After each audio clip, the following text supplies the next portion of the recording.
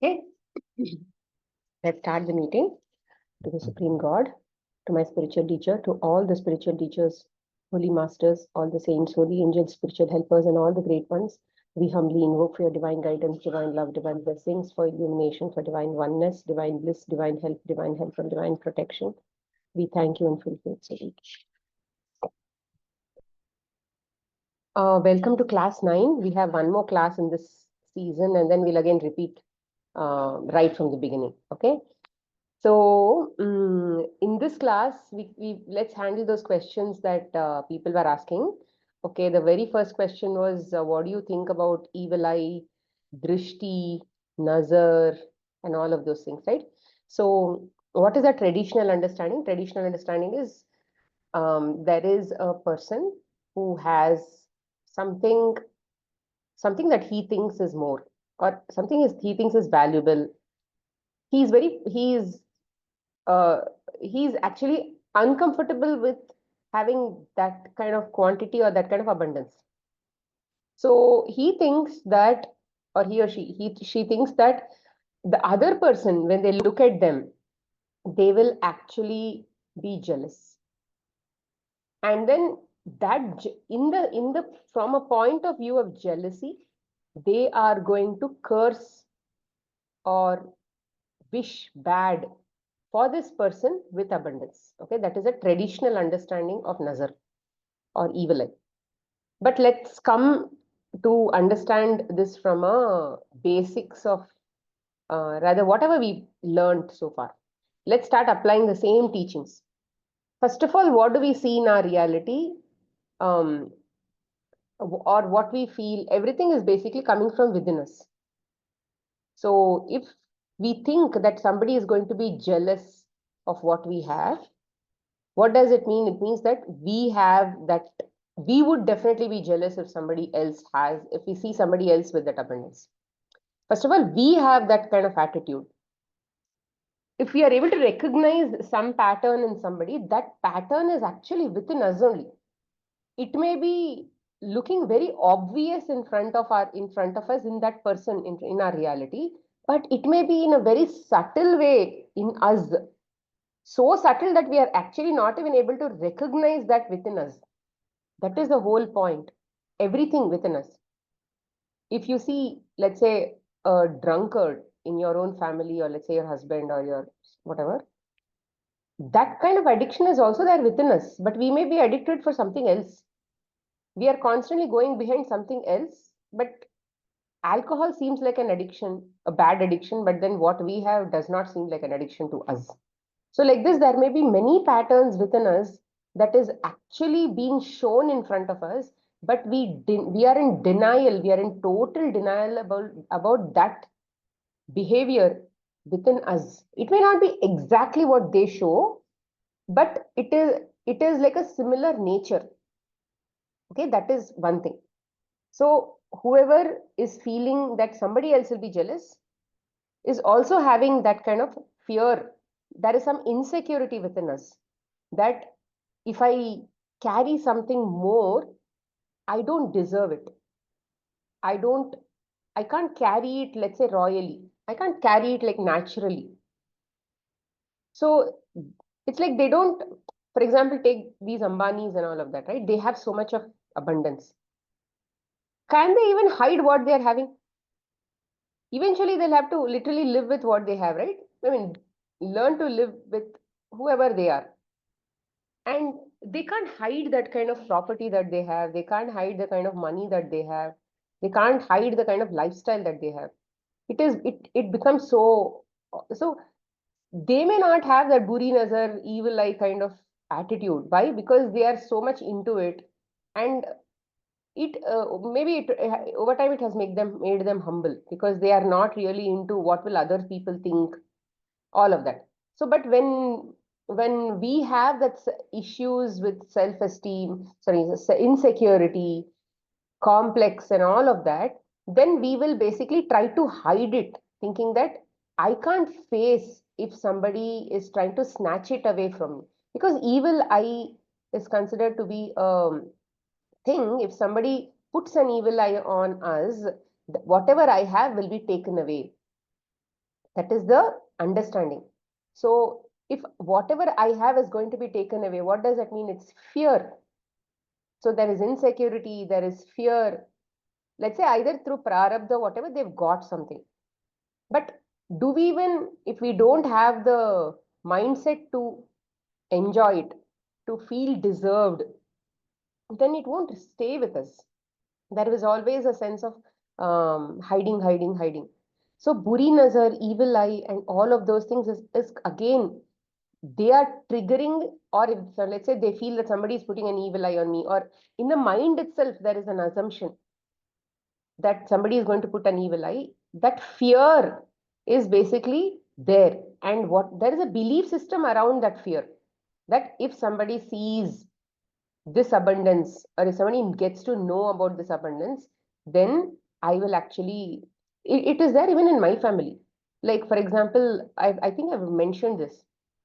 Uh, my in-laws never used to, let's say, do any kind of money transactions within themselves. Let's say husband and wife, they wouldn't do any kind of money give and take or counting, or even open the wardrobe, or even let's say do some gold jewelry work or something, or like touching that jewelry. Nothing, like literally nothing would happen, especially when the maids are around. It is because of this only, this insecurity. And some many questions come to me because I may have that nature, or I may have seen that nature, or I may have still have a lot of subtle aspects within me, which is why it is coming to me also as a question. So again, when I talk about it, it is actually me trying to clarify to my own head about applying the concepts that we are learning here. Like I said, even I'm a learner here. So in my opinion, I think we just have to keep applying some of these concepts, whatever it may be, belief systems. Those belief systems are the ones that is actually keeping us in that state of discomfort. It is not about somebody looking at you. Like I said, there are so many people looking at what Ambani has. There are so many people, basically, all these sports people and all of they show, they just display whatever they have. And ministers and all that, they're declaring their assets. Many people declare their assets. Even if they don't declare also, it's like literally showing on their bungalow and all of that, right? Why are, like, it's not about seeing what other people have. And just because somebody is jealous doesn't mean that you will be impacted by it. There are so many people who might, I mean, we are assuming that so many people will be jealous about me, but if it is within my attention, if it is coming to my attention, it means that it is related to me. So that if that buri nazar and all of that is in your head, it means that that is actually something that I fear. And that fear as an emotion is not bad. But why? Why are we trying to run away from that emotion? Because there is a belief system. There may be so many people who have the fear, but they will just face the fear. Why? Because so fear itself does not make you run away from it. Fear itself does not make you stay with it. There are so many people who just don't care about fear. They just do whatever they want. So that's called fearless. So it is not the emotion that is making you uncomfortable. It is the belief system that we have that if somebody looks at me, then those whatever I have will be taken away. It is again coming from a place of lack. See, they have so much, but it is still that sense of lack, that gaping hole of lack. In our lives are full of that lack. It is like a big hole. We keep trying to fill that space with something or the other, relationships, food, this, that, everything, but it will not get full. We have to let go of the belief systems that we believe is like a hole.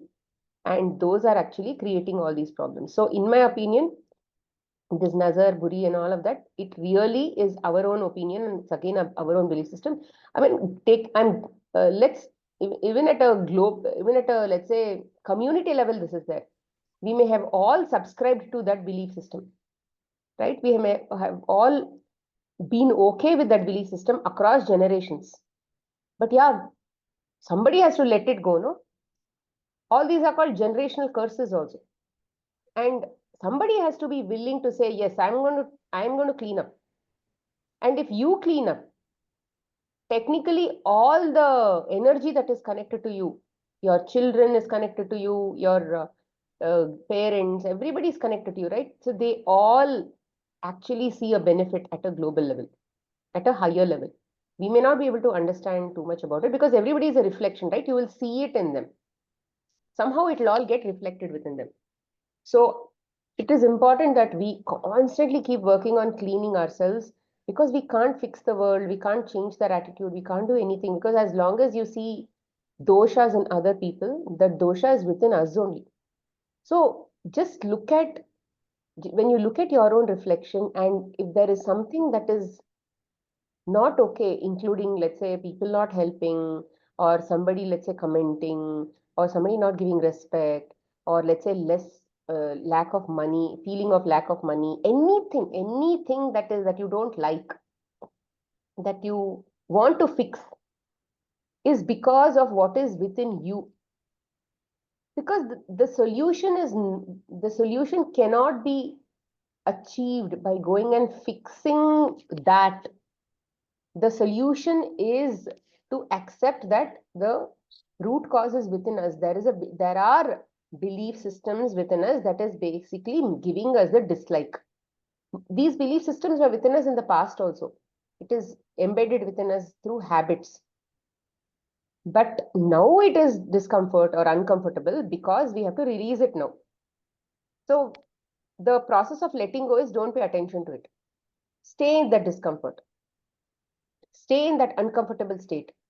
Let's say if you feel that somebody has buri nazar, if somebody is going to put buri nazar, let's say you are singing and you are very shy, and you have a feeling that somebody will actually look at you and sort of judge. In fact, many people, in fact, even I used to have it. I used to not be, I was not very comfortable in being too authentic in front of my own relatives and all of that. Because I used to feel that they're going to judge me. That is also like buri nazar only. It's an insecurity feeling that we have. Anything good we think we have, we think that somebody else, if they see, they will basically judge us. See, if they come and appreciate, that may be something that you might like. But you are assuming that they are going to judge us, they are going to probably think highly of us, or some of that limelight aspect that you have. No, you don't want to be a part of that limelight at all. It's okay to be somewhere hiding. So that is the insecurity. I used to have that, but slowly I tried to overcome it. I don't know, when triggers come, I will know whether I've really overcome it. So that is about buri nazar. So in my opinion, I think you just have to do whatever you want to do, show whatever you want to show. And if some item has to leave you, it will leave you. Everything has a divine timing. Everything has a divine timing. Today, if something is with you, and tomorrow, if something is not with you, it is not because of somebody's evil eye or something. It is because it was not meant to be with you. It just left. That energetic connection between you and that object was over. That's why it's left. And now it is meant to be with somebody else, because everything has an energetic space, energetic connection. So if some item has to leave you, whether it is money has to leave you and all of that, it will leave you. But we have to believe that if you think that there is an evil eye and all of that, and something goes wrong in your life, not wrong, something, let's say you lost it, money, you lost the money, or let's say some um, house burned, something burned or whatever, it always means that you should like come back to your belief system and say, oh, I still have that belief system, which is why it is getting executed outside. So never try to blame the POSC for any uncomfortable thing that happens in your life. Because, see, many of these things, right? Take, for example, let's say I decide to, let's say family is not helping you, right? Let's say to fold clothes or whatever, family is not helping you. And then you have this odd feeling, family is not helping me, family is not helping me. So you're basically experiencing a sense of low. And you're saying, see, she's not helping me, he's not helping me, she's not helping. So typically what will happen is you are still carrying that sense of belief that somebody should help me, and that sense of low will be carried forward to the next generation also. And here, if there are other souls who are going to be impacted in that contract, they will again have to play a role to remove it from you, or if you play a role, if let's say you went through a sense of low, you are making, it's like they will also come back to feel that low at some point, which means you are also not helping them, or it has already happened. So it is like that if you are feeling something at a body consciousness level, something that is ego level, no, in that equation, whoever is involved will have to keep exchanging that energy. If you have felt a low, tomorrow they also have to feel a low, because that is a part of the karmic exchange that we have. So that is why they say you can end your generational curses. Why do they say that thing? Because if you can just stop blaming other people, if you can just endure whatever is happening as a discomfort for the right reasons, not for compromise or something, for the right reasons, by applying the right knowledge, then it will not get passed on. It will just end there. So all these insecurities, everything again come back to the teachings. It is again coming back to belief systems. So do whatever actions you have to do, and whatever happens, don't try to blame the POSC.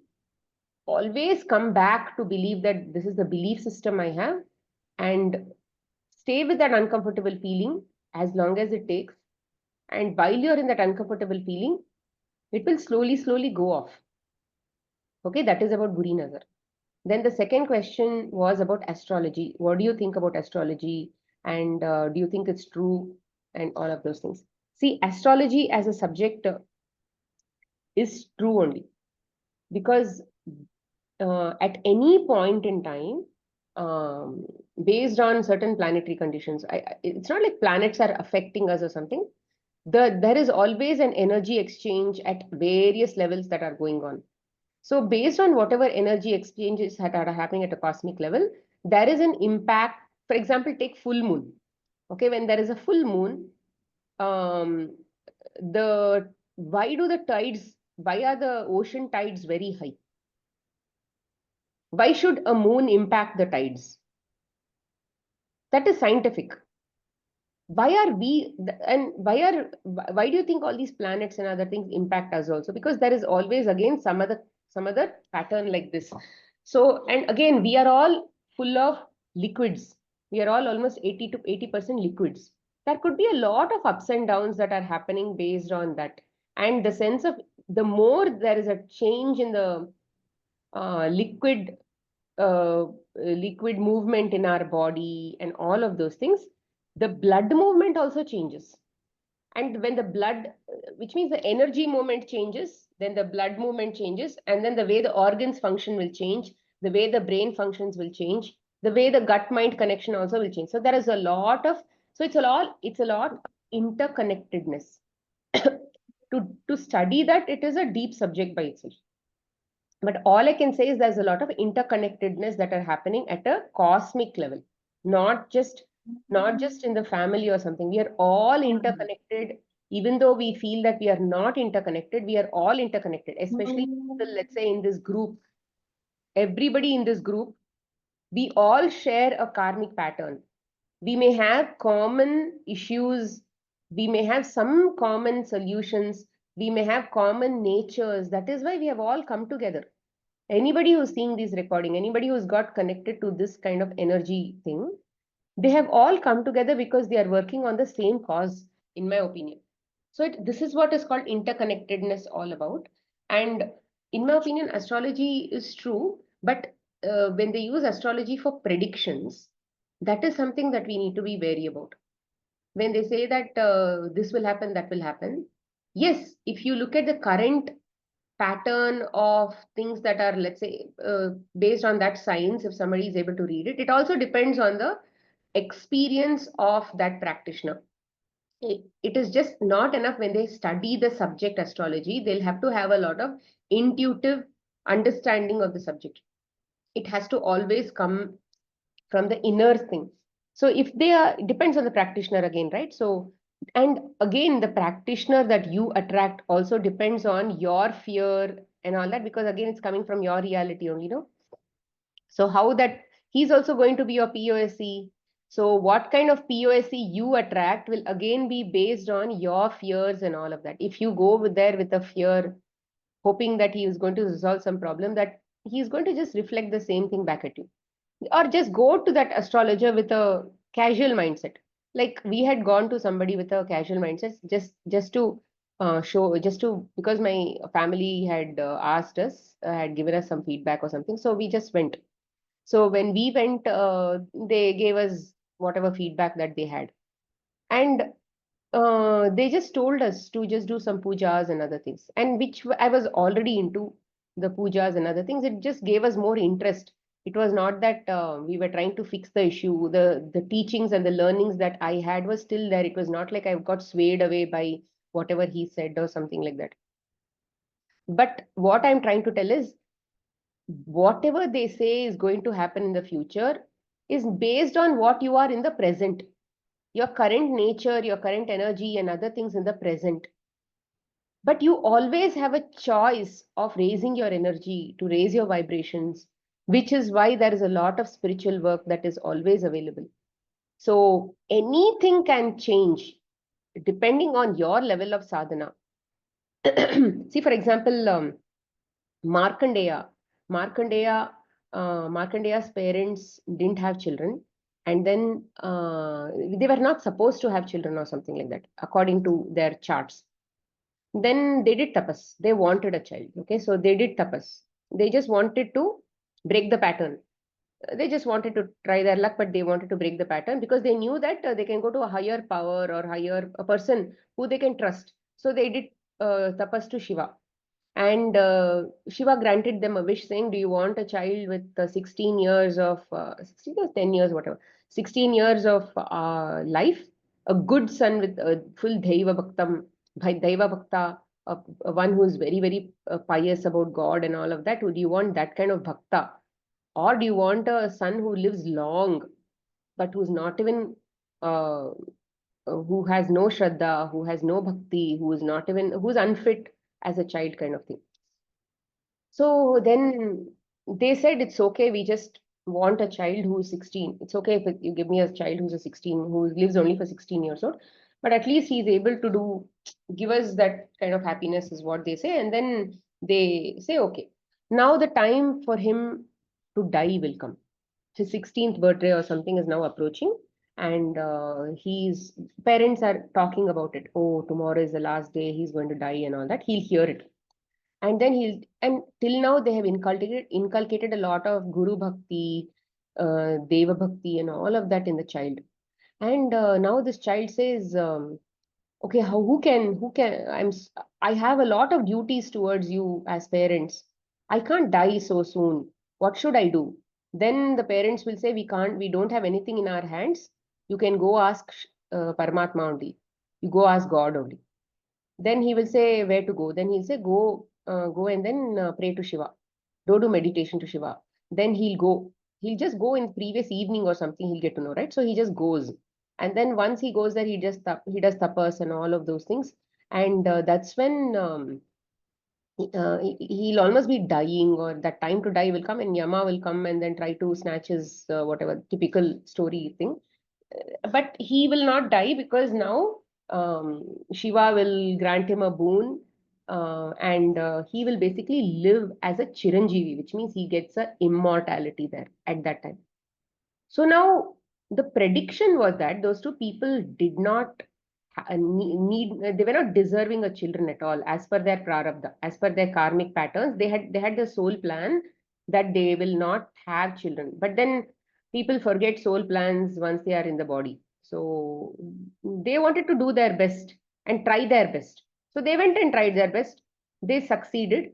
They got a child. There also they wanted to try their best, and the child went and did something. And then didn't he get a Chiranjeevi thing? He is not even dying, he's still alive actually. So that is what is the power of belief and faith. And see, recently even Anant Ambani, right? He has a condition, and because of that, he puts on a lot of weight, or he is obese. But did that stop him from, let's say, doing that 170 kilometers march or something? when somebody is having a condition, they think twice, oh my God, will I be even? And that too, he's coming from a rich family. They all probably traveled in cars and other things. And God knows how much of walking expertise he has also, practice or whatever. But he decided that I don't know whether I'm going to walk. I'll just put it on God. And he surrendered. Surrender here is about what will happen to him on the way. He doesn't know. He surrendered to that also. Whether he's going to collapse on the road, he surrendered to that. He may have surrendered to him succeeding in that 170 kilometers thing to Dwarka. He surrendered to that also. And then maybe he would be so unwell that he had to, let's say, stop his Padayatra. That also he surrendered. So that is called faith.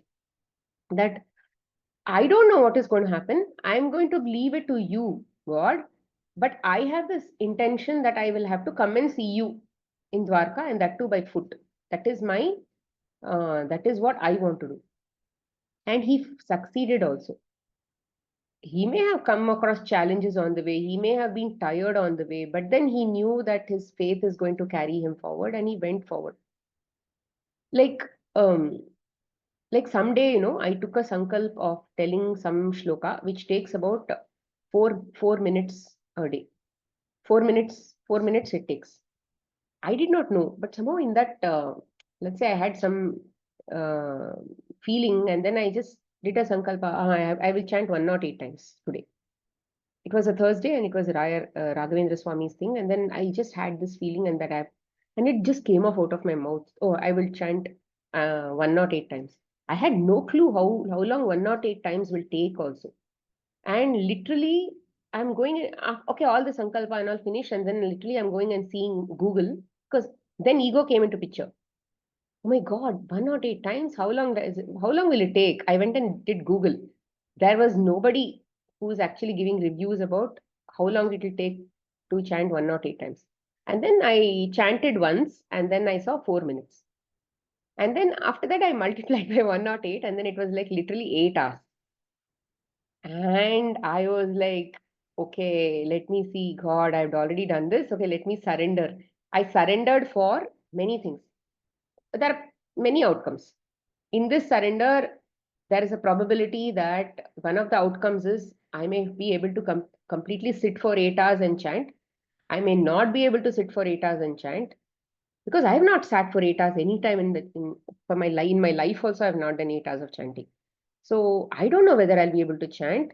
So there would be so much of restlessness within, and I wouldn't be able to sit like that. Either way, I just gave up and I surrendered to all possible outcomes. And I said, okay, fine, I'm going to start. Even until 4 o'clock, I was somewhere within 30s or 40s or something like that. I still had a long way to go, but somehow by the time it was 7:45, I was already in 80s. And then by 10:30, I started at morning 10.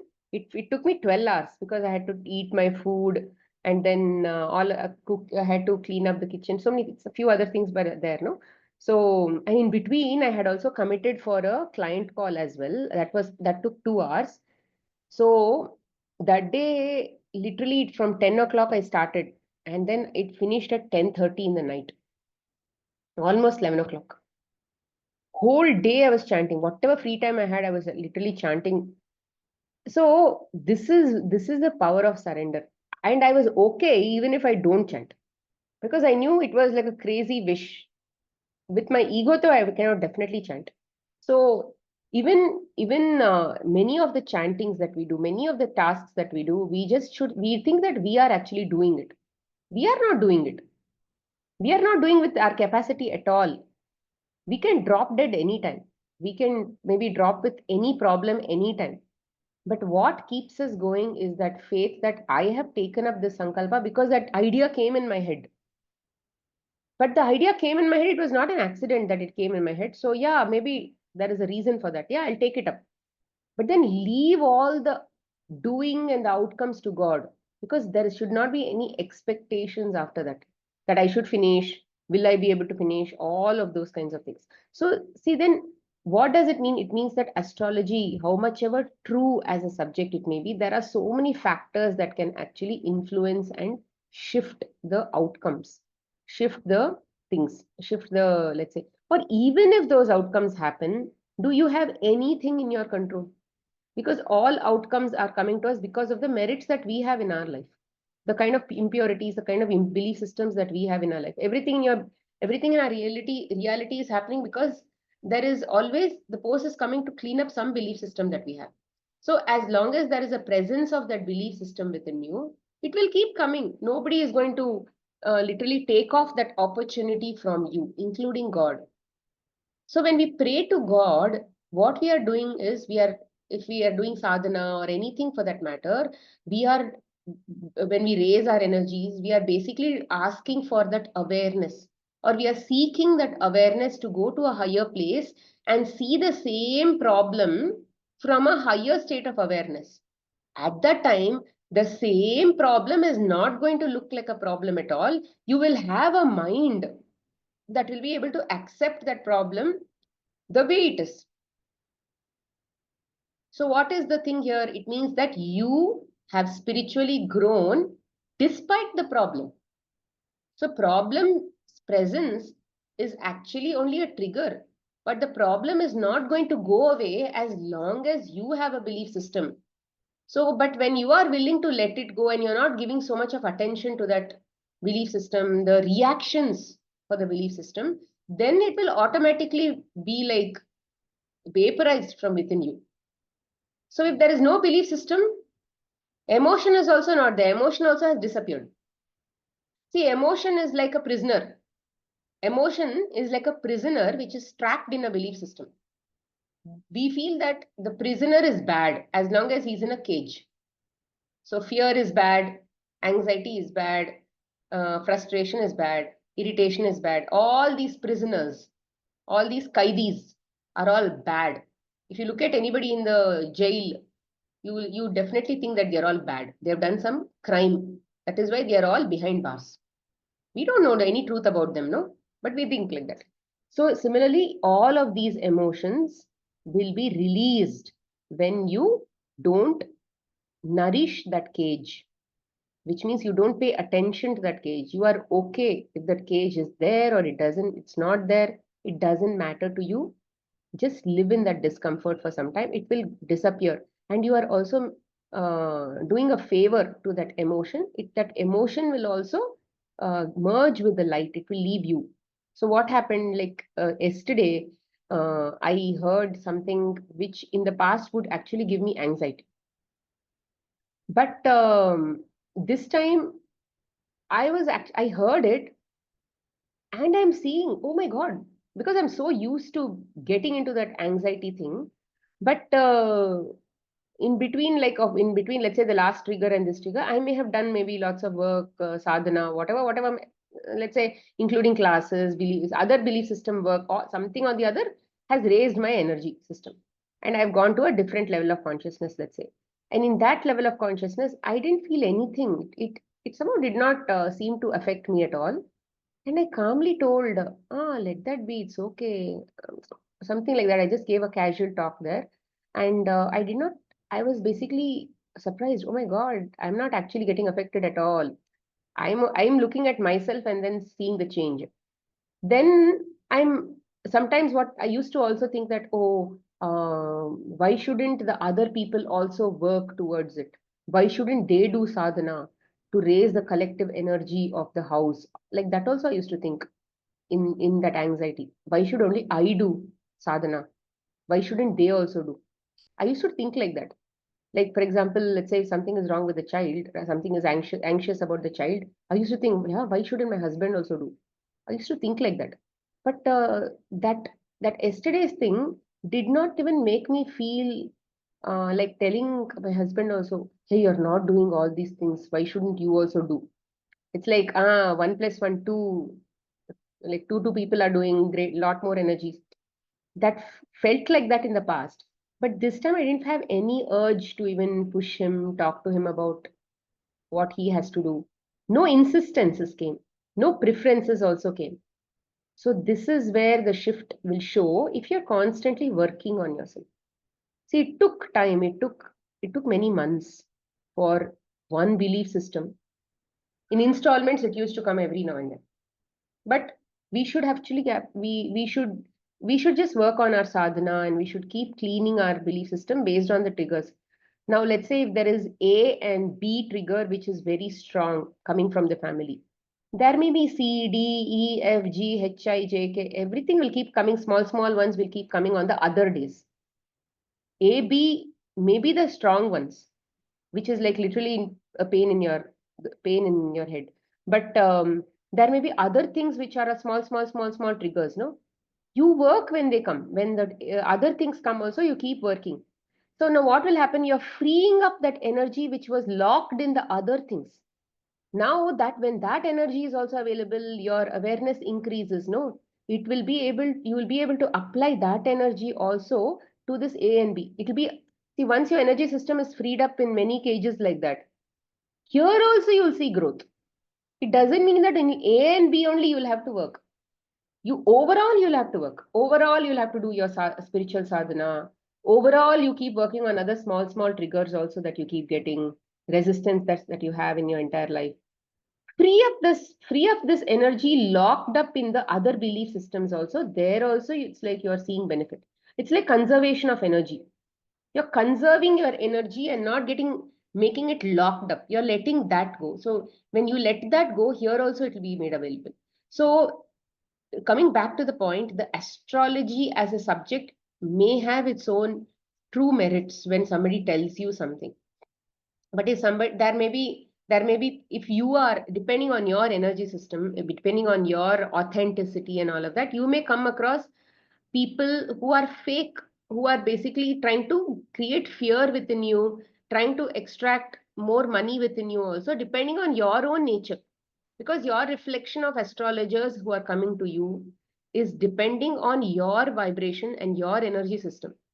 What kind of astrologer you need to encounter is again depending on you. It does not mean that that astrologer is going to be the same for everybody. So, like I said, depending on you only, your reality will shift. Depending on you only, the kind of astrologer will come to you. And depending on you only, he is going to give you something. And they will typically talk about what you need to learn from and all that. So, let's say, even if you hear about something, just believe that definitely a lot of when you are constantly connected to gods and goddesses that you are gods and goddesses, no, typically it shifts. See, when we talk about Vishnu, Shiva, Parvati, or let's say Lakshmi and all those gods and goddesses, you can look at them as your senior souls who have literally gone to a higher state, who are already there in that enlightened, who are there in that higher level. All their teachings, whether it can be in Ramayana or whether it is in Mahabharata as Gitopadesha or anything, all that they're trying to tell us is you can wake up. You have to just wake up from your illusion and that kind of thing only. They are just asking you to follow certain principles, live in a certain way. So they are saying you be like this, you think like this, you approach the world like this, change your perspectives like this, then you will also basically ascend like other masters who have already ascended. They did their job. They listened to those gods and goddesses and all those things. They listened to their teachings and they applied it. That they've gone to that state. So everybody who comes here is like trying to uplift the other person to go to that same level by following certain principles and processes. They are not here to take away anything because it's our own creation. They don't have any right to go against your will. You have a free will. This free will is I'm going to live the way I want kind of thing with your own ignorant creations, our own ignorant creations. So they can't remove us from our own ignorant creations unless that ignorant creations wakes us up and says, hey, get up, get up, get up. There is something beyond this. I had sent this example of, let me just open that. I just want to talk about it. 2 minutes. Let me just.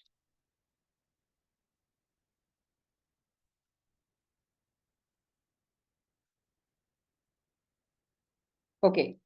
So it says uh, this person called John Calhoun, between 1958 and 1962, did some scientific experiments called Universe 25 on a set of rats, and he created an ideal environment for rats called the mouse paradise with abundant food, water, and space in order to study the social dynamics of a growing population. Initially, the colony prospered, but after 317 days, the population growth began to stagnate.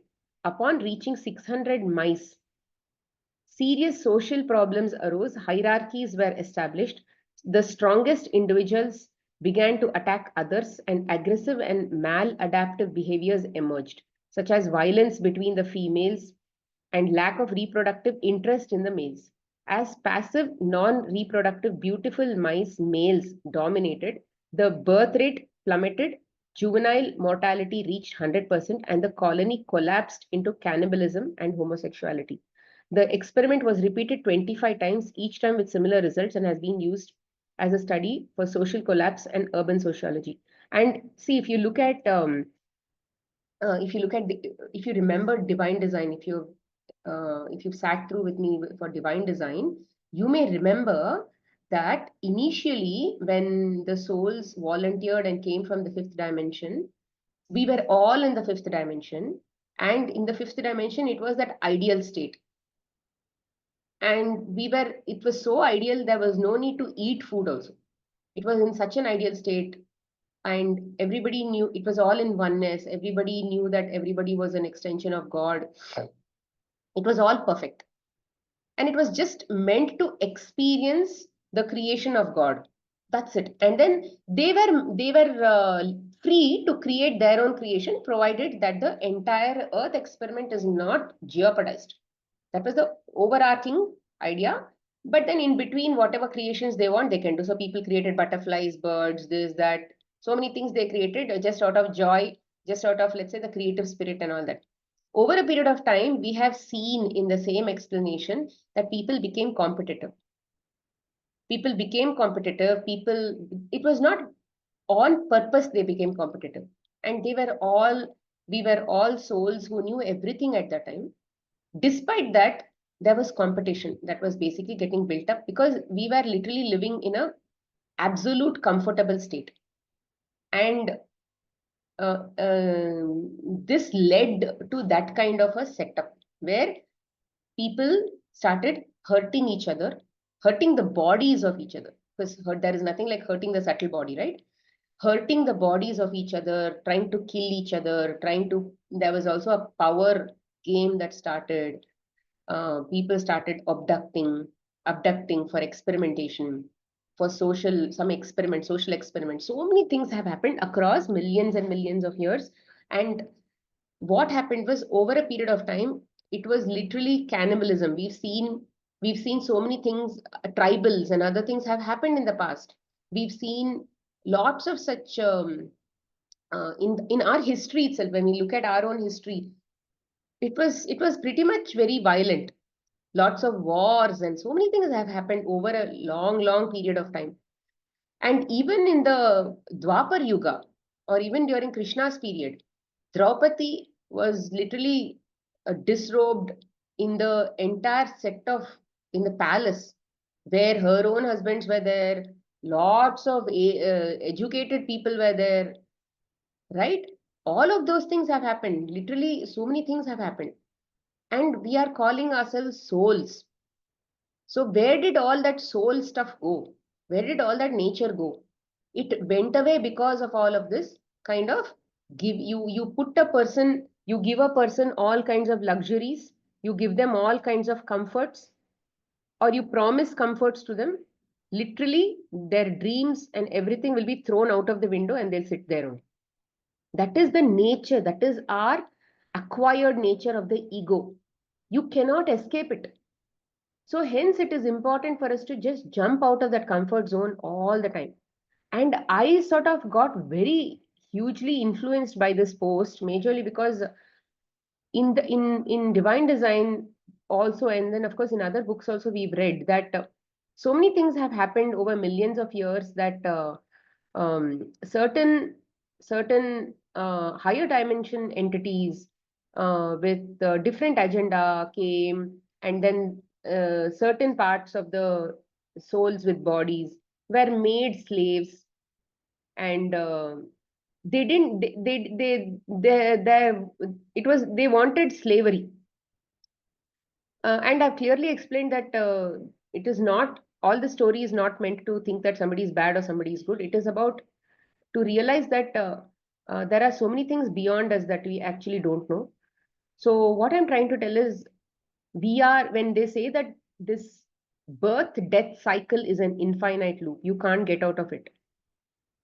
That is what it actually means.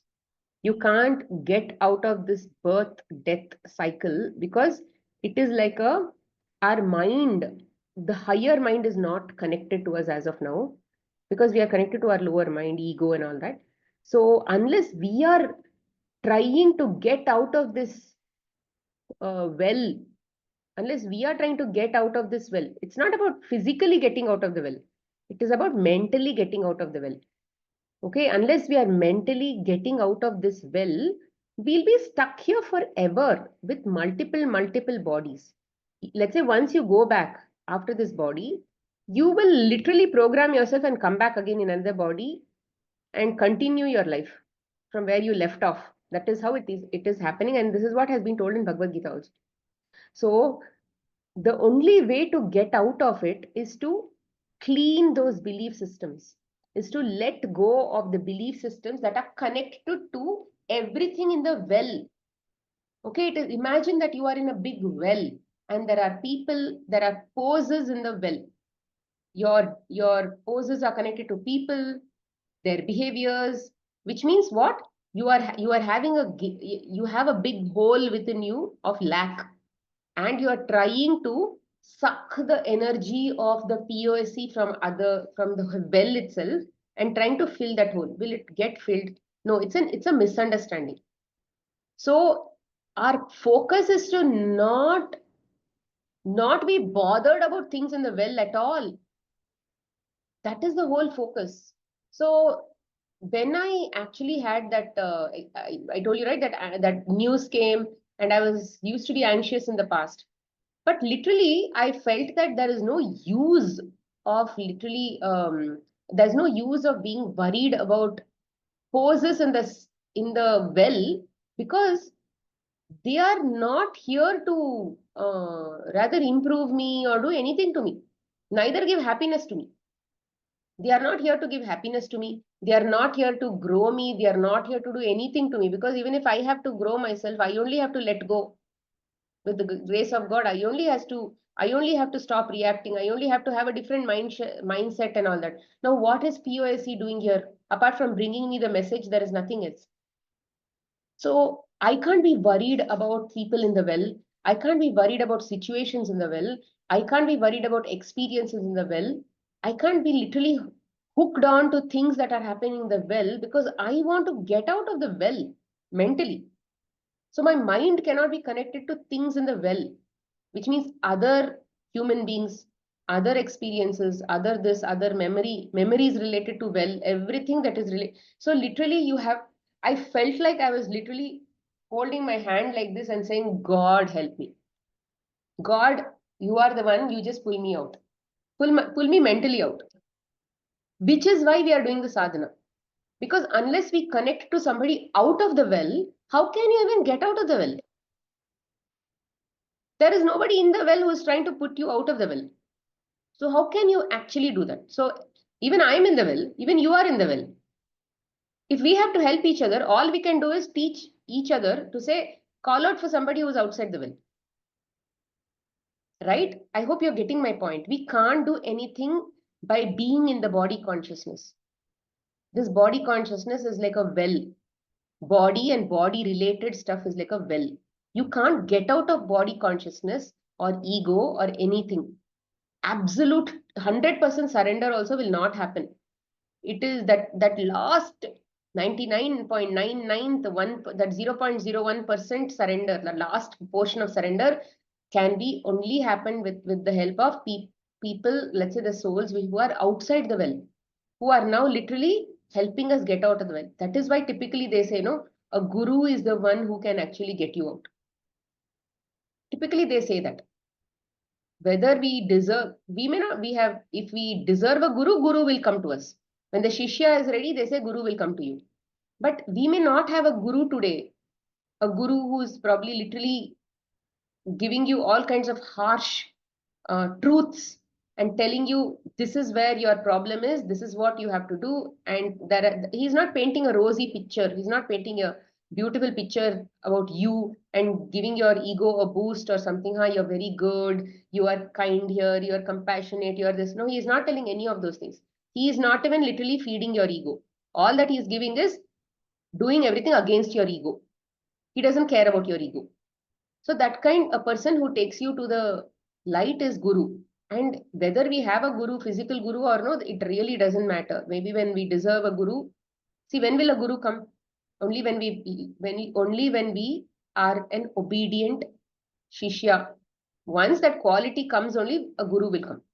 If we are not having any obedience to life as of now, guru will not come in our life.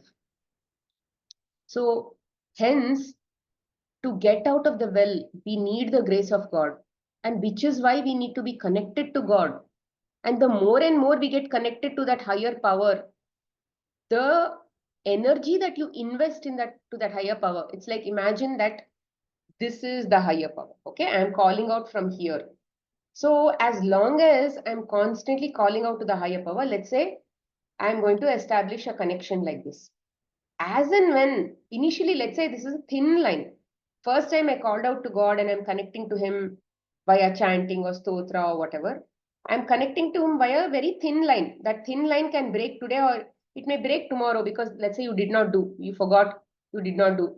So this thin line can keep breaking every now and then unless we establish a disciplined practice every single day.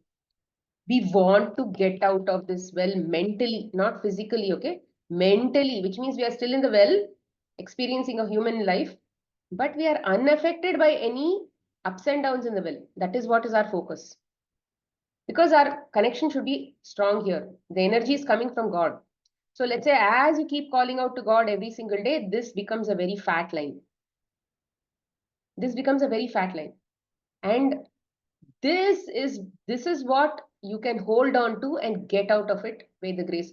Here they hold on to it, and then you can climb up this rope, and you can go out mentally. This is what is called ascension. Okay, so it is important for all of that to happen, that you take whatever happens in your life, at least from a process standpoint of view, just believe that there is no solution, there is no fix in the well. You can't keep running around the well and expect a solution, because we'll still find ourselves back in the well itself. One corner of the well is round, and wherever you keep running, you'll still keep coming back to that round and circle only.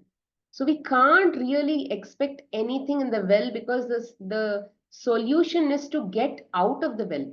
And the only way we'll get out of the well is to, we are literally, let's say, very heavy with our belief systems. Let's say if the pull, now if this is God's pull, and let's say this is the pull from the well, because we have so many belief systems.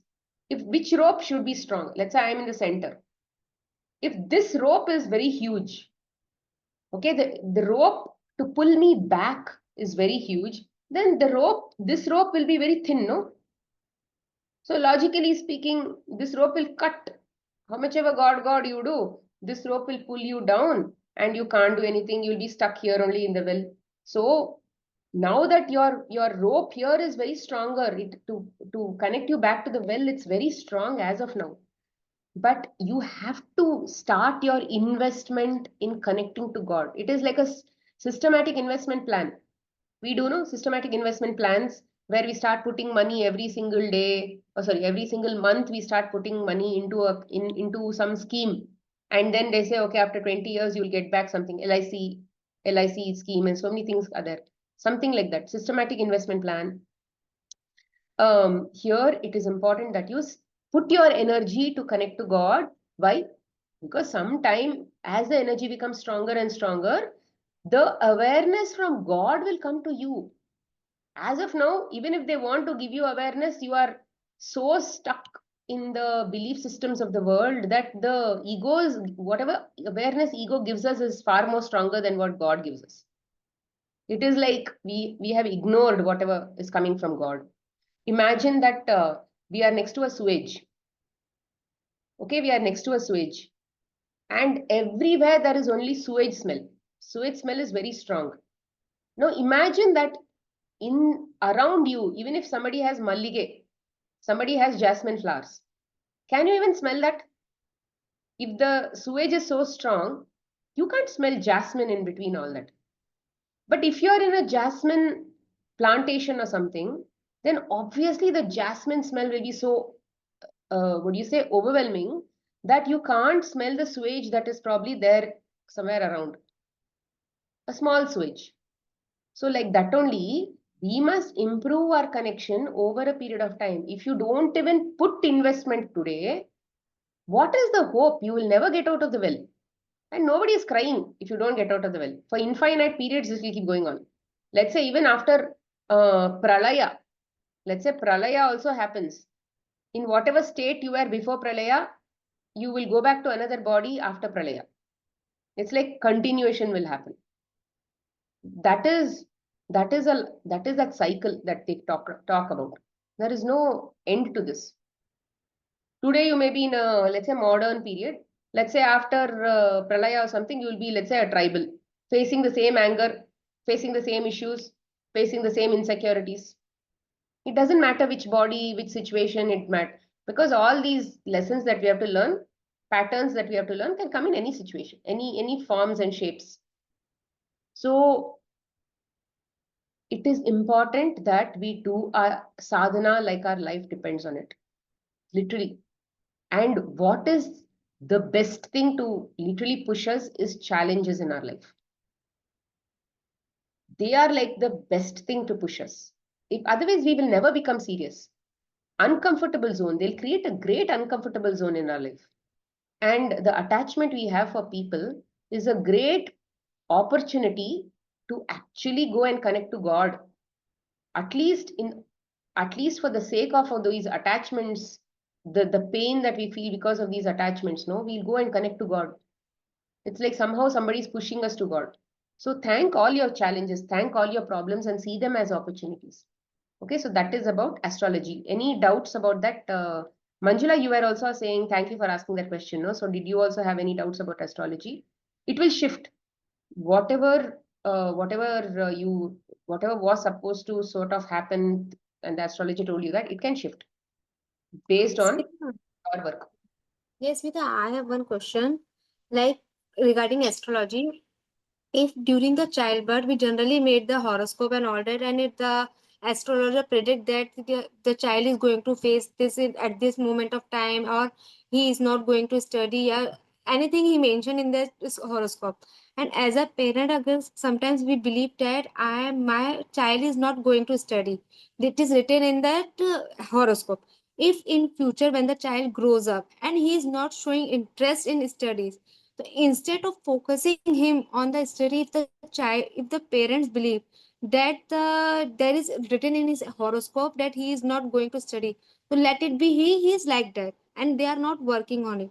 So if it comes true, then they believe it that it is written in his horoscope. But as a parent, if they work and do their sadhanas or make the child not to believe that he is not going to do it, and make him believe that he is a good child, he is good in studies, and make him believe that he can do it, then instead of predicting prediction in his horoscope also, he will able to excel in his studies. See, that's what it depends on where your belief systems are, right? It depends on, do we have a belief system where we don't like the child not studying? See, first of all, then we have to think, what are these limiting beliefs that are there which will make this person behave like that in front of me? If that pose is in front of you, giving you a certain behavior, it means that there is a matching thing in you. So instead of, so when the astrologer tells you something like that, you should take it as a sign that there is a belief system within me where my child is not going to study. And that is, and let's say that guy tells you, yeah, see, your child is not going to study and it is now creating a discomfort within you. What does it mean? It means that there is a belief system within you that says if a child doesn't study and if he's not, then he will not become successful. And then when he's not becoming successful, then they'll become our problem, our burden. And so many attached belief systems are there. And I think this is a common thing for everybody. Even if somebody had told me, even I would have thought like that only. But what I'm trying to tell is, now that is there, what can you do? You have a belief system. What can you do? All that you can do is do your sadhana and and look at what is that resistance that you have. The resistance that you have is, if he doesn't study, what will happen? How will I feel? Will I be in dislike? You work on yourself, irrespective of whether your husband works on it or doesn't work on it. It doesn't matter. Of course, husband accepting it or not accepting it, cooperating or not cooperating, again, those are attached belief systems that we have.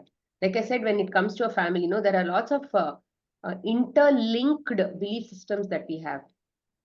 Interlinked belief system within me only. Husband related, son related, daughter related, so many things come together.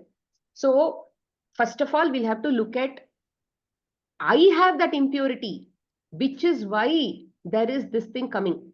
And how will impurity go? First, you'll have to see where you are resisting.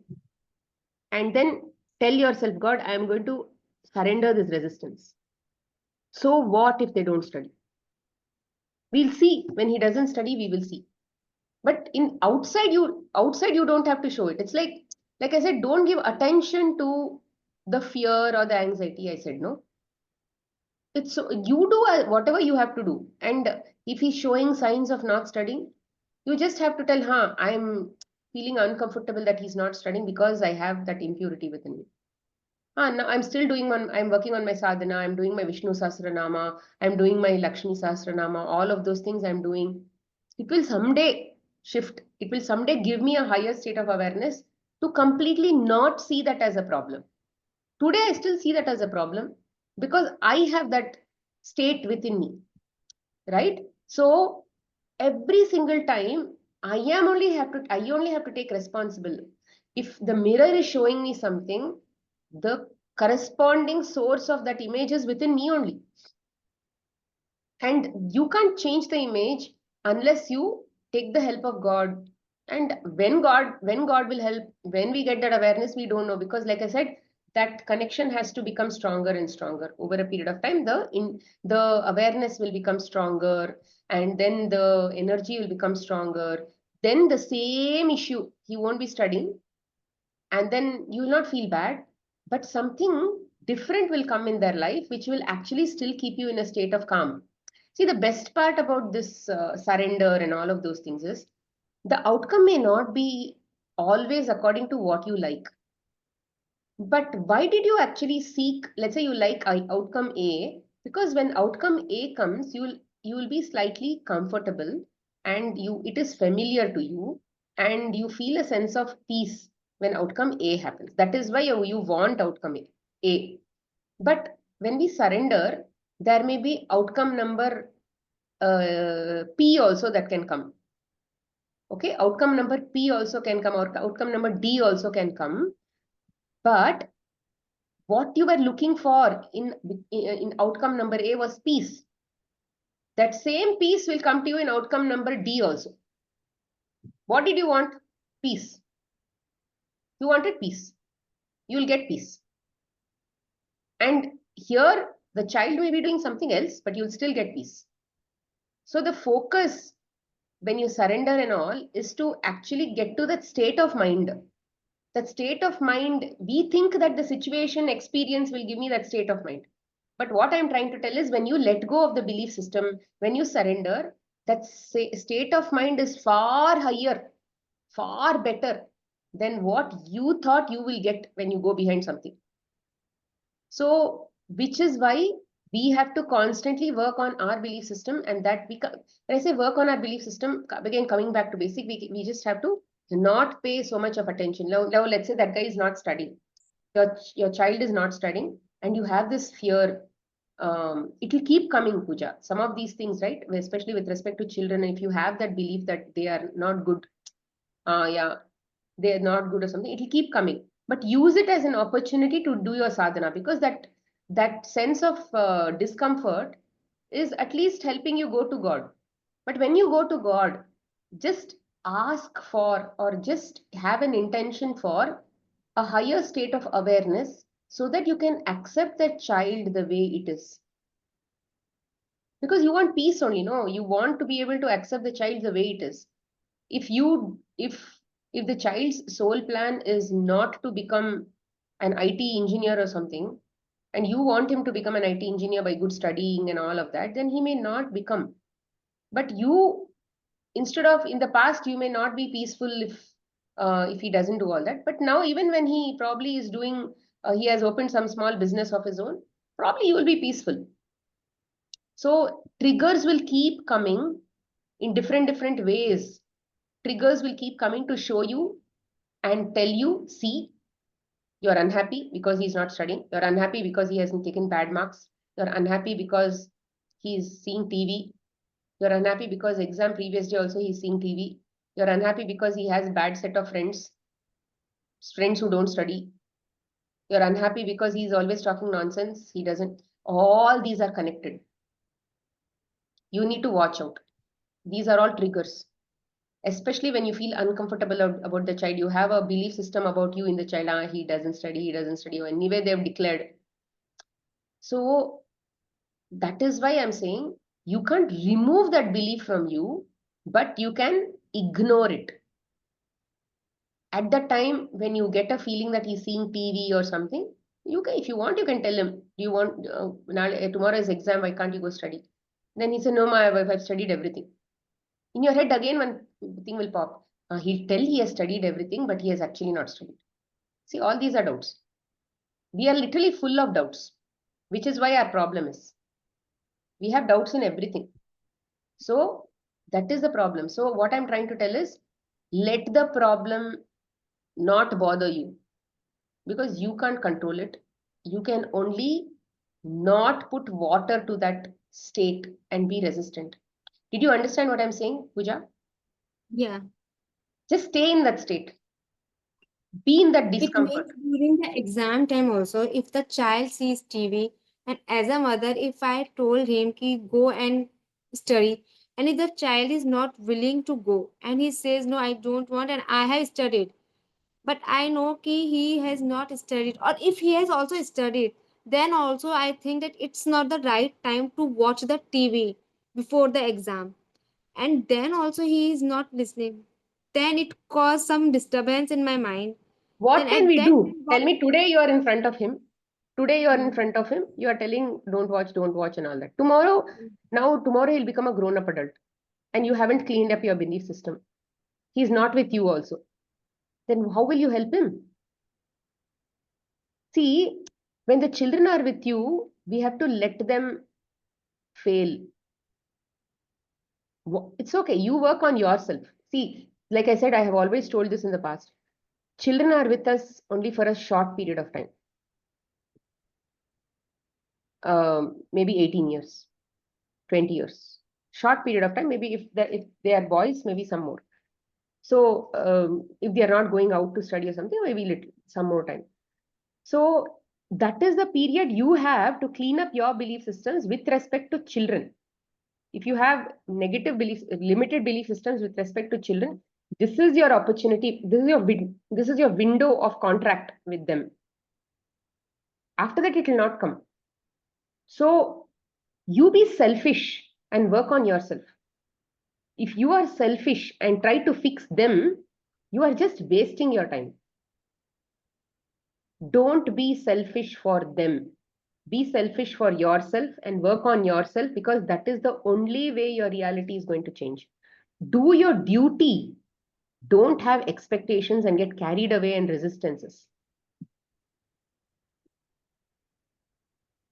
It's a very, you should be just like a thick skinned buffalo, not really attached to those children. It's okay, fine. I've already done my duty. I've told them he's not listening.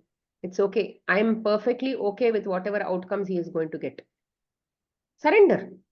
Surrender. It's okay. I'm okay with fail. I'm okay with him sitting in the same class. It's hard. The relatives are probably going to ask you, why? Oh, what? Yeah, maybe your parenting itself is not good. My children scored first rank. Your children did not score. Huh? All this will come. It's okay. Tell. Yeah. Neighbors' criticism, relatives' criticism. Yeah, I know it's going to be painful, but yeah, I think I'm okay for that outcome also. It's okay. I'm going to face it. Like this, you have to just go through some of these fears that you have and you just say, okay, fine, okay, fine, okay, fine, okay, fine. Be prepared.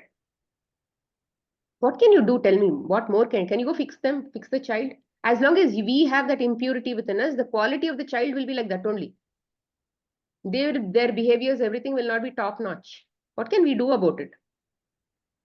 We have that is what is called karma. That is what is called prarabdha. Prarabdha means what you get to yourself as your desires, as your acquired children, as your acquired relatives, their behaviors, your own self, your own body, your own illness, everything is coming as a part of prarabdha. And while we have this, we need to walk the path of dharma, which is your duty. And if you do your duty, despite all these problems, only then you can get out of it. Otherwise, we will continue to stay in that prarabdha only, no? If we are still again not accepting that prarabdha as my own, we will never be able to get out of it. That is what is called acceptance of self. The reality is also because of you only. Just give me a minute.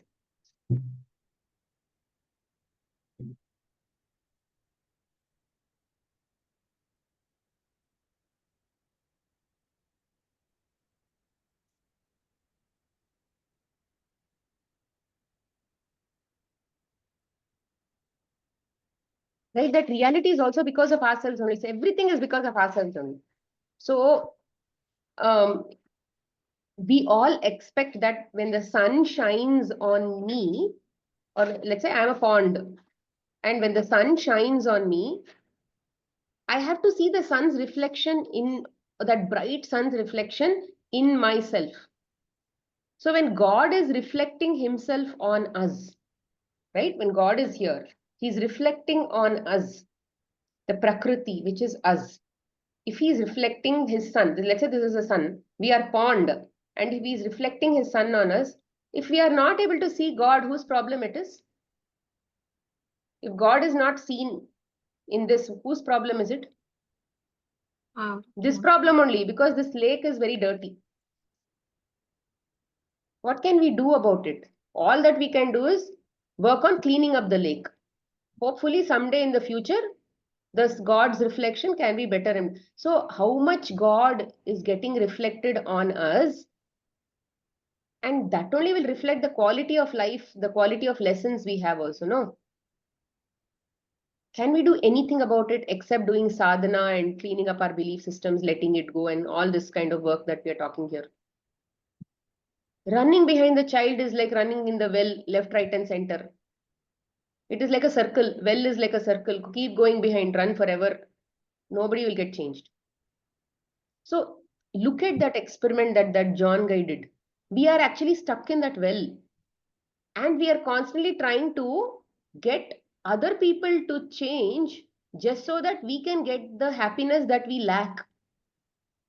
Nobody in the well can give us that happiness because everybody is in lack. Why will a lack person fill the other person with happiness? Somebody without lack only will feel that happiness. No. So we need to seek something beyond, and for that we need to be selfish. Irrespective of whatever happens in our environment, just keep doing your duty. Don't have any expectations. Whether a person is studying, not studying, they are going to fail, don't care. Don't care. I'm telling you, don't care about all those things. It's okay. It's easy to accept the outcome. It's easy to surrender, if you ask me. I mean, literally, I've done that. If you're sharing that problem, literally, I faced that problem. I'm in that state of surrender as of now. Because even I have similar challenges. And if I'm telling you all this, because I'm just telling you what I have done in my life. And I am calm today and I'm not really anxious and all the things because because of that work only that I did over many years. And how long will you push this work off? How long will you push it off? How long will you continue to keep staying in the same problem? I mean, you need to change, no? It's going to get bored over a period of time, running behind something. So, which is why you're already hearing the satsang many times. So you try to apply, and it's not going to happen overnight. It may take months. Sometimes it may take years. But you have the satsang where we are constantly talking about it so that we can remember. So it is important. For me, it took years because there was no satsang. There was nobody who was constantly coming and telling me all these things. I had to learn from my own understanding. But when we are talking about this week on week, week on week, week on week, when we are talking about this, I'm sure you may finish it in months itself.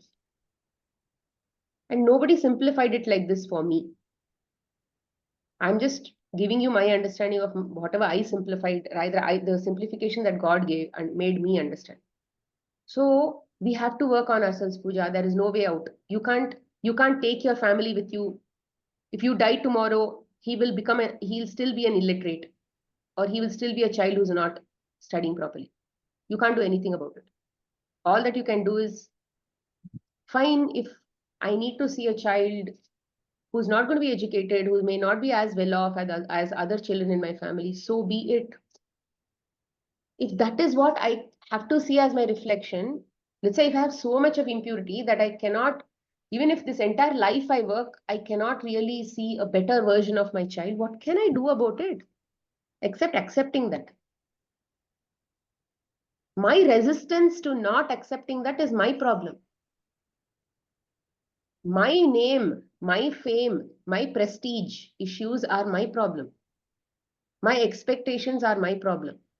Whatever they become is their sole plan. How should it matter to us? It is bothering us because we think that there is a belief system that that child should be like this. I mean, literally, that is what I have done. Because these days, many children are with gadgets and all that. So finding a child who's always very studious is like literally rare. And you can't do anything about it. Like I said, see, that population is becoming like that over a period of time. Now AI and all has come, chat GPT and all has come. Eventually, brains are going to rot. Tomorrow's children will literally not be, and we did not do enough hard work, like we didn't use our brains so much as our parents or as our grandparents. Tomorrow, our children also will not use their brains. Where will it eventually lead to? I mean, remember that, I don't know which movie that was. iRobo, not iRobo. Not iRobot. There was one more movie where the Earth is all gone and everybody is living on some other planet. Everybody is literally obese and they're sitting on a chair, controlled with control systems and all that. Some cartoon movie, and the whole pursuit is about one small plant. And then I forgot the name of that movie. If I find, I'll actually share. So yeah, our brains will rot over a period of time, and then we are going towards that state. What can you do about it? Literally, right? So much of exposure we have. Children have so much of exposure. Our parents also had to face the kind of exposure we had. TV, all the channels. They had initially when they started, it was only 8 channels in Doordarshan and all of that. Literally, after that, cable TV came. How many channels came? So much of movies came. So much of Chitrahar and serials and other things came. And children who probably got spoiled in that also got spoiled. And I'm sure they had their challenges about making people study at their level. Or maybe children used to go play outside forever and they would not come back and study. Their expectations were a bit different. Our expectations are you at least something you study. Yeah, it has relaxed a little, but I would say it is still challenging. Okay, so that was about astrology. Now let me go to the next topic, which you asked, Manjula. What is your idea about passion? Um, so in my opinion, coming back to whatever teachings we have applied, whether it is in office, whether it is in home, POSCs are always there. And whether your teachers are in the house, whether your teachers are in the office, Your teachers are appearing wherever you need them. So just because you dislike office and you like to do something else, that is where your resistance is also, no? There is, see, when you are working on something passionate, let's say sitar or music or painting or maybe helping people or something like that, that is your passion. But even if that passion has to become your work, for some people it does, for passion becomes their work. But until then, until you make your passion your work and your livelihood, you have not, and if you have not switched, if you have not done enough work to learn and be grateful and other things from your POSs who are in your current office, you may never get to the other part, because now the lessons have still not been learned. As see, we can't remove pose from our life, because it is like, if you have to go from south to north, there are so many stations that you have to cross. If you are in a particular station, can you avoid the people in that station? You can't. You are in that station for a certain reason. That you have, your soul, rather the Jivatma has come in, taken the body and come and put it in that station or that frequency. In that frequency, whatever you have to let go of, your POSs are going to come and trigger it in front of you. So, first of all, irrespective of any kind of situation, always have that fundamental thing about, okay, what am I resisting? What is the belief system I have that is actually making me resist? Yeah, it is actually creating me that discomfort if I do all these things. I wish I were running away from it. All that feeling will come, but stay with it. And blame this on your belief system, and then just let that happen. Let that discomfort happen. Because in divine timing, when your belief system no longer exists, you will anyway jump to another frequency, which is probably much better for you, which has a different experience. And coincidentally, it may be your what you like only. But today, if you have something in your life, it is because you have to learn something from it. And the passion or no passion or whatever, passion, working on something that we are passionate about is basically channeling God. And if we are not in the state to basically channel God all the time or predominantly in our day, in either music or in whatever art forms that we are talking about or creative forms that we are talking about, if we have not yet cleaned ourselves to reflect that sun so much in our life, we will not get it. So just work on that cleansing. Just believe that, oh, I'm not in that state as of now because of the kind of impurity I have, which I have not let go. It's like the potty that is sitting in your stomach, which you have not let go of. It is clogged, constipated. I mean, we do have a lot of old waste. We do have a lot of old waste. When the detoxing and all those things happen, literally how much stuff comes out, we don't know. And this is when we'll realize that all of these are things that are unwanted, which we kept inside. We are not realizing it because the system is willing to keep.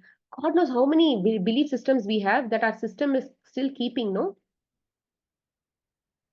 Yes, we feel uncomfortable, we feel bloated, we feel the gas, we feel all the diseases, yes, but still we are still business as usual. We don't care. We don't care about all of these things. We just say, yeah, bloating, I do have some gastric issues, I have this, I have that. But yeah, we still go on with our normal life, no? Like that only we have all of these uncomfortable belief systems that we have, we still don't let it go. Why? Because it's hard work to let it go. It's hard work to stay face to face with the belief system when it is actually happening. Imagine staying in that anxious state and not doing anything about it. That is power. That is power. That is growth. Because now you're not going to feed that ego. It's like saying, it's ego is saying, okay, see, this plant is dying because you have not paid attention to it. It is now expiring. You have to give some energy to it. Give it energy, then it will again live for some more time. Don't put energy. Don't put energy on the parthenium and all of those things. Just let it go. And this is the kind of thinking we need to always have in every situation, irrespective of any situation, any problem, family problem, health problem, finance problem, whatever problem you have, focus on this common formula. It will all work out. And for that formula to work, we need some strength with God. Like I said, parallelly, work on strengthening this first half. Okay? Any doubts, Manjula? This is clear, Smita. Thank you. Okay. Chalo. Any doubts so far? We have 5 more minutes.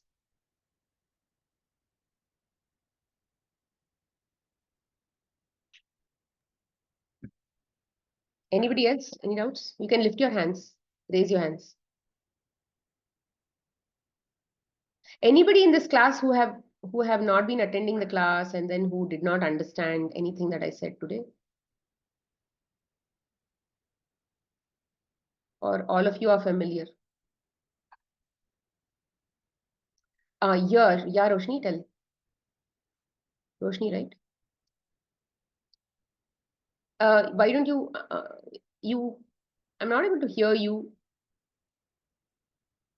Can't hear you.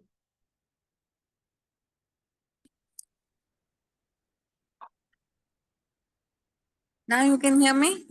Yeah. So, what you meant in today's thing is classes. We have to just clean ourselves for each and everything, right? Cleaning. Yeah.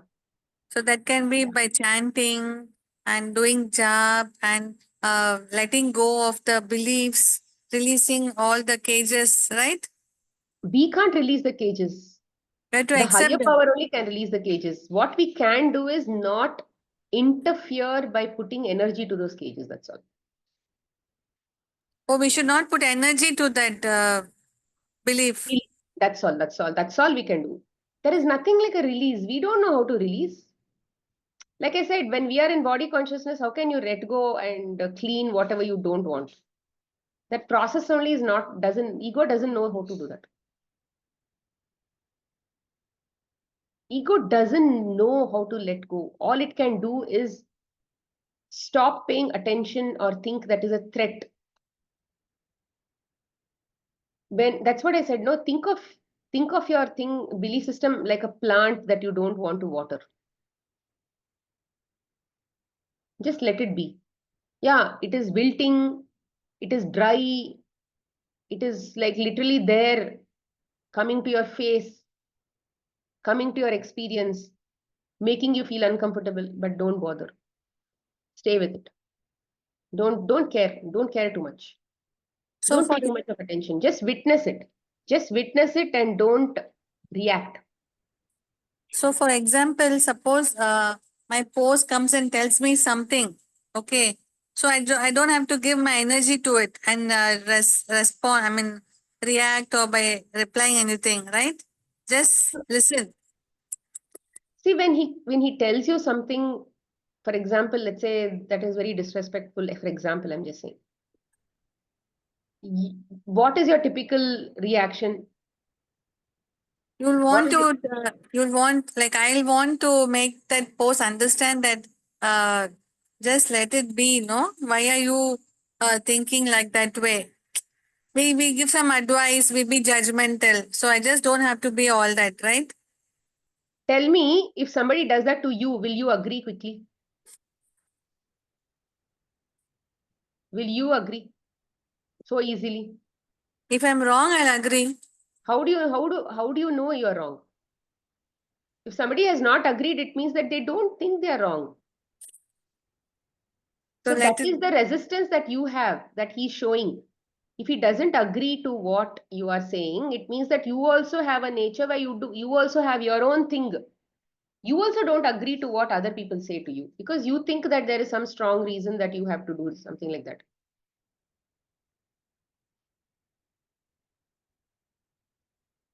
See, for example, simple example. Let's say, for example, I tell you do Lakshmi something. But then you have a strong reason to do Lalita. There may be no difference between the two. I'm just saying, right? You think you're right. Like that, somebody else will think they are right. Your husband will think he's right. Or some other person that you're talking about will think he's right. See, everybody does things because they think they are right. So you can't change the other person. Like I said, a person who's already in lack, why are you trying to change the other person's thinking? Because that when they change their thinking, it will give you happiness, which means you are in a place of lack. And where are you seeking the lack to clear from? A person who's again in lack. Will it get filled up? You are in debts and you're asking a loan from a person who's already in debt. Tell me, what will happen? Will it work? So changing the other person will not work. At the time, if they are telling you something, all that you have to do is, yeah, this is actually you. Let's say you see yourself, oh, why is he talking like this kind of thing? Then just think, oh yeah, correct. This is because I'm not able to. Let's say he's talking something bad about somebody. What is your expectation? The expectation is that he should talk good about somebody. Why is he not talking good about somebody? Because it's a reflection of your impurity. Because you have something that you have to hear, that kind of that experience you have to feel. So at that time, yeah, I have some impurity within me, which is why this uncomfortable experience came to me. That's all. Just stay with it. Don't correct him. Don't do anything. Let him keep talking whatever he wants to talk. You don't have to add to that. You don't have to see if you're still getting irritated, frustrated. Stay with it. You don't have to react again, shout at him or something. Just watch yourself. See, I'm getting irritated. I'm getting frustrated. Let it happen. Let it be. You don't have to fix that irritation and frustration by doing something to him, by telling him something or something. Don't fix, don't look for a band-aid there. Did I confuse you or you're okay? No, you're right, because it's better when the post keeps telling something and is being judgmental or just trying to, vomit out, let them vomit out, right? I just have to Yeah. listen. Yeah, see, even I have tried telling my husband, why do you have to react to people in the traffic? They don't stop doing that. So ultimately, you have to stop telling them because ultimately you are getting irritated by them shouting at somebody in the traffic. We are literally in an AC car, and then if they are shouting at somebody, who is hearing all that? I am hearing. And if I am getting irritated, I'm saying, don't, why do you have to tell? They can't hear it anyway. All logic I'm giving. But if they are not understanding it, eventually you have to understand that it is you who is getting bothered by that experience. It is because of your belief system that they should not do it that is actually bothering you. Why should you have a belief system that they should not do it? What if you had a belief system that it's okay to do it? Then you wouldn't have felt bad. Even you would have added some more sentences and you would have also scolded somebody in the traffic. Because then you think it's right, no? Now you think it's wrong. That is why there is a conflict. So whose issue is this? Your issue only. Because you have that red color. It is like, imagine, I think this um, this person, I keep forgetting his name. So he tells, right? I have forwarded that. You have an explosive charge in yourself. And when they come and then try to explode that bomb, rather they press the trigger. The bomb is going off within you. The bomb is not outside. They are not having the bomb. The bomb is within you because you are carrying the bomb. It exploded within you. So where is the bomb? You carried the bomb. It's your problem. Why did you carry the bomb? Why did you carry that explosive charge? So now the bomb is within you. When it is getting exploded, bear the explosion. You can't do anything but bear the explosion. Stay with the explosion. Tolerate the explosion. Don't do anything. It'll go. It'll eventually go off. Give it time. Give it time because we don't know when it'll become empty. Give it time. more triggers will keep coming only, and then make you empty. Because if, let's say, husband related, there are, let's say, 10,000 bombs within you, all those 10,000 bombs have to explode, or you have to literally do a lot of sadhana where some bombs are naturally getting, let's say, fizzed out. They don't even have to give you an experience, because now some bombs exploded and other bombs literally fused out or something. That also can happen.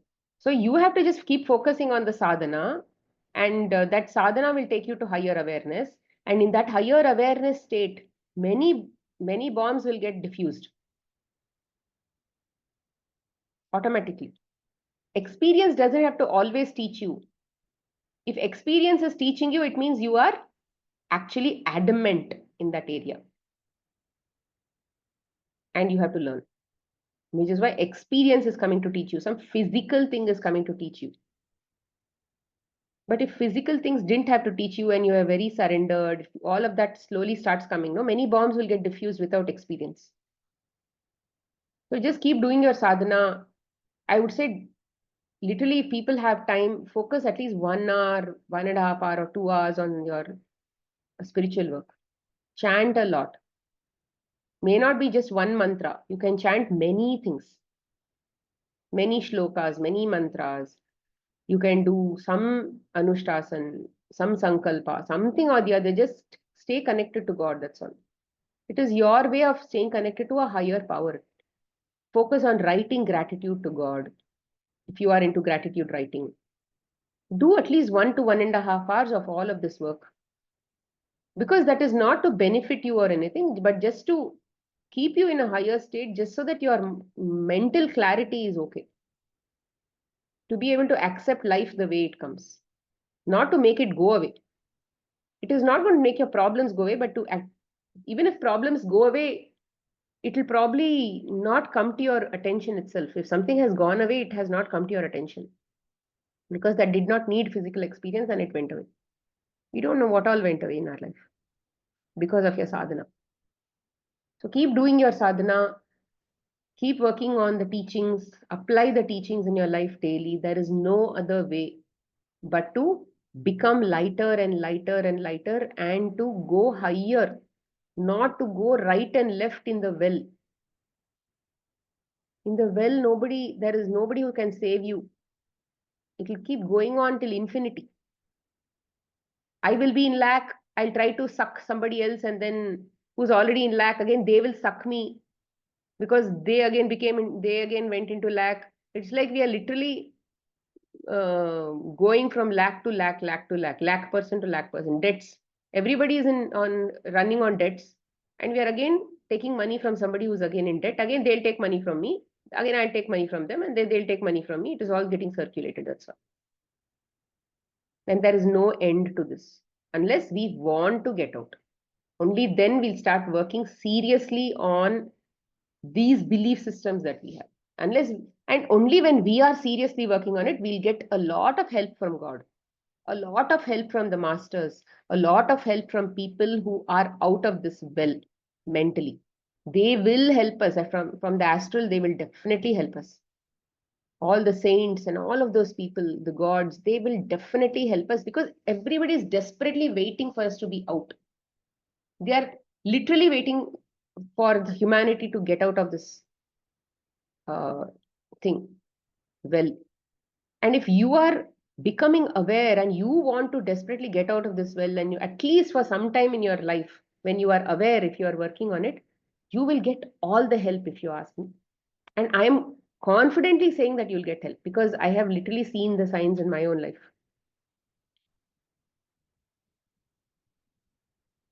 This satsang is only a great example, isn't it? You are sitting here. If you are sitting here today, it is again because of the grace of God. It's an opportunity for you to get this knowledge.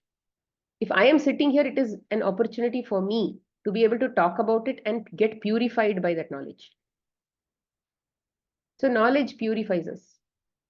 If you're talking about God, it's purifying us. If you're hearing about God, it's purifying you. If you're in this satsang, all that we are doing is discussing about how to get out of this imprisoned state that we are in. We are hatching a plan to get out of it. It's like, imagine if you are in a prison and then we are all planning to get out of it. We'll make a plan and then we'll literally get out of this prison. That is what we are trying to do from here. So yeah, work on it. Do your job. I'll do my job. You do your job. Let us all get out of this prison. Mental prison. Physically, we are not in a prison. Trust me, we are not in a prison. We are in a prison. We are in a paradise. We just have to get out of our mental prison so we can basically look at this as a paradise. As of now, it looks like a prison to us. It is not help. This world is so beautiful, but can we enjoy it? No, we are still stuck in our own heads about our own problems and our children and all of those things that are happening in the well. So, yeah, to see the paradise of God, we must get out of the prison that we have in our head. So it's the head thing that we are talking about. Okay, so let's work together and then help each other. Okay, Shalom. Thank you. Thank you, Smita. Thank you. Okay, I don't think we have any other questions. Okay, thank you, friends. Take care. To the Supreme God, we thank you for your divine blessings, to my spiritual teacher, to all the spiritual teachers, holy masters, all the saints, holy angels, spiritual helpers, and all the great ones. We thank you for your great, great blessings and guidance. Thank you so much. Be blessed.